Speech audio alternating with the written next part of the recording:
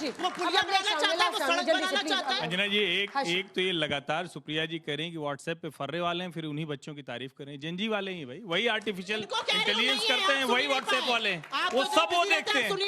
और व्हाट्सएप पर भेजी गई हर चीज को आप अगर ये कह रहे हैं कि वो गलत है, यानी मोड ऑफ कम्युनिकेशन को जो टाइम के साथ बदला है, लेकिन जो मूल बात है, जब आप बोल नहीं पाए, चले यहाँ पर बातें करने। जो सरकार में आता है, मतलब हमें तो बाबर के नाम पे भी रोड नहीं चाहिए, हमें तो अकबर के नाम पे भी रोड नहीं चाहिए, हमें दिल्ली में जब ये आते हैं अपने प्रधानमंत्रियों के नाम पर करते हैं, यहाँ पर आते हैं वो अपना एजेंडा चलाते हैं। जनता का क्या मतलब, उनको तो पता ही नहीं है, बस योजना लागू हो ना हो, नाम बदलना है। मैं इसीलिए कह रहा हूं कि नाम पे तो चर्चा ही नहीं होनी चाहिए, ये तो प्रेरोगेटिव है, जो भी सरकार है उसका विशेषाधिकार है। और गांधी नेहरू परिवार तो दूसरे को छोड़िए, अपने ही घर में सब रख दिया, चौक चौराहे से लेके गली मोहल्ले से लेकर लाइब्रेरी से लेकर यूनिवर्सिटी तक, हवाई अड्डे से लेकर बस अड्डे तक, जहां देखो वहीं 4 मूर्तियां 4 नाम। तो मुझे लगता है उस पर तो बात नहीं करनी चाहिए, लेकिन मूल बात जो है, आप लोग इस योजना को फिर से देखिए, इसमें किसी का रोजगार छीना नहीं गया है, और डिमांड ड्रिवन मनरेगा भी थी, और गांधी जी का नाम बाद में जोड़ा गया, पहले तो नरेगा थी, और नरेगा से भी पहले संपूर्ण ग्रामीण रोजगार गारंटी योजना थी जो अटल जी के समय थी, उनका नाम क्यों बदल दिया। और मैं फिर कह रहा हूं, जब खेती के सीजन में जिनको गांव जाना होता है, हमारा भी गांव है, हमारा खेत भी है, हम जानते हैं कि लोगों को पता है कि कैसे रोजगार के लिए नहीं मिलते हैं लोग, खेती पर असर पड़ता है। और मैं बता दूं, कोविड के समय में ये सिर्फ मनरेगा काम किया, उसके अलावा जब लोगों को शहरों में रोजगार मिलता है तो कोई जाकर 100 दिन का कितना पैसा देते हैं ये लोग, उतने में कोई घर चला सकता है। आप कह रहे हैं गरीबी से बाहर निकालेंगे, दोनों बातें एक साथ नहीं चलेंगी। देश आगे बढ़ेगा और उसके लिहाज से योजना भी आगे बढ़ेगी। ठीक है, चलिए आशुतोष जी जल्दी से माइक उठाइए।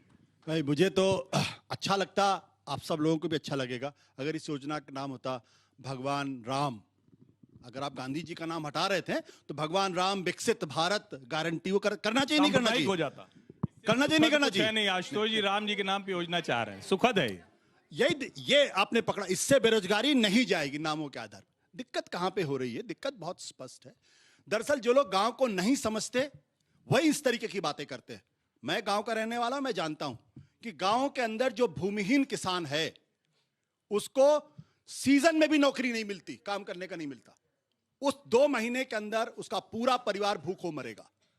और अगर एक भी परिवार अगर ऐसा होता है जो 2 महीने के अंदर, जिसको बड़ा किसान भी नौकरी नहीं दे रहे, क्योंकि सारे आजकल ट्रैक्टर चलाते हैं, सारे मॉडर्न टेक्नोलॉजी से काम करते हैं, अब वो हल से नहीं चलता, खुरपी से नहीं चलता, वो 2 महीने उसका परिवार भूखों मरेगा, इसकी कोई गारंटी नहीं दी जा रही, उसके कैसे नहीं करेगा।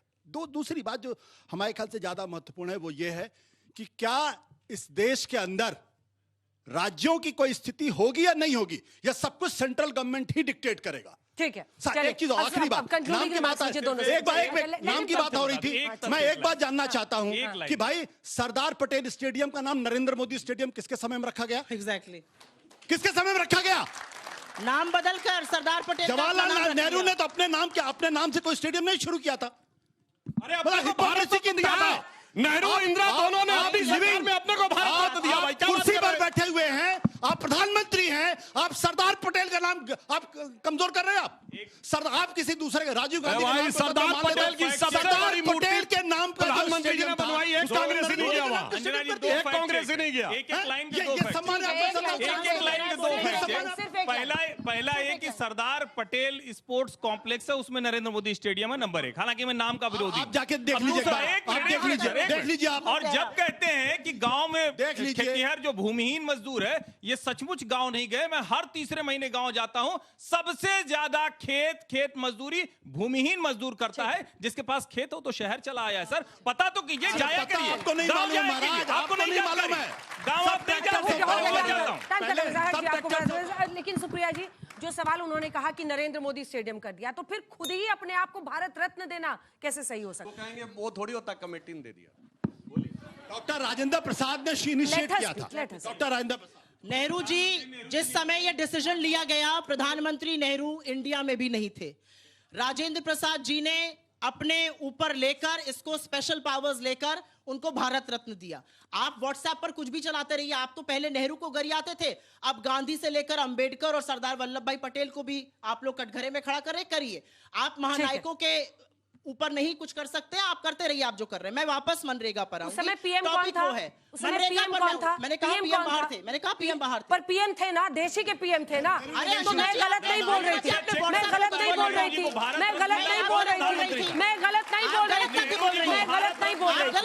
रही हैं। था। अंजना जी सबसे अंजना जी, पहले आगे तो बच्चे से पूछ लीजिए सबसे ना। पहले सवाल तो पूछने दीजिए, सबसे ये गलत पहले बात अपने है। डायरेक्टर को अंजना कहिए कि जी, जब किसी एक मिनट जंगी से पूछ लीजिए मेरा ना। मेरा टर्न है कि बोलने का, नेहरू एक जी मिनट को रुक जाइए। भारत रत्न मिला तो अरे कौन मेरा टर्न है प्रधानमंत्री? बोलने का, भाई बोलने दीजिए, मेरा टर्न है बोलने का। प्लीज जल्दी से। आप अपने डायरेक्टर से सबसे पहले बोलिए जब फैक्ट चेक होता है तो गेस्ट पर भी कैमरा रखें, सिर्फ आप पर या उधर ना रखें, ऑडियंस पर, हम लोगों पर भी रखें। फैक्ट चेक तो हम कर रहे हैं। मैंने बता दिया नेहरू जी का, उस पर मैं नहीं जाऊंगी। मैं वापस आऊंगी मनरेगा पर, क्योंकि डिस्कशन मनरेगा पर होगा, राइट्स पर होगा, जो काम की गारंटी को खत्म किया गया उस पर होगा। ठीक है। इन्होंने सिर्फ मनरेगा की हत्या नहीं करी है, इन्होंने शिक्षा नीति लाए। आपको पता है पिछले 10 सालों में कितने, 2014 से 2025 के बीच में कितने सरकारी स्कूल बंद हुए हैं? 90,000 सरकारी स्कूल बंद हुए हैं।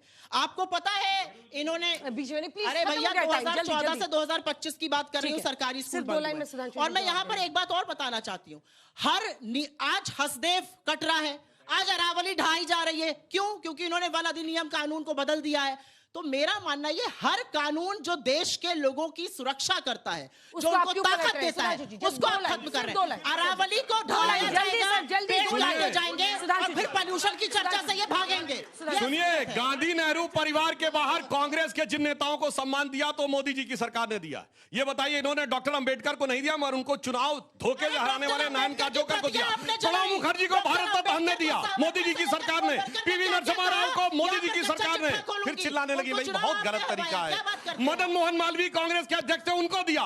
तरुण गोगोई को पद्म भूषण अवार्ड दिया, एससी जमीर को दिया, और सरदार पटेल की सबसे बड़ी मूर्ति बनाई। ये होता है दल का इसी के साथ समय समाप्त हुआ। आप दोनों का बहुत बहुत धन्यवाद।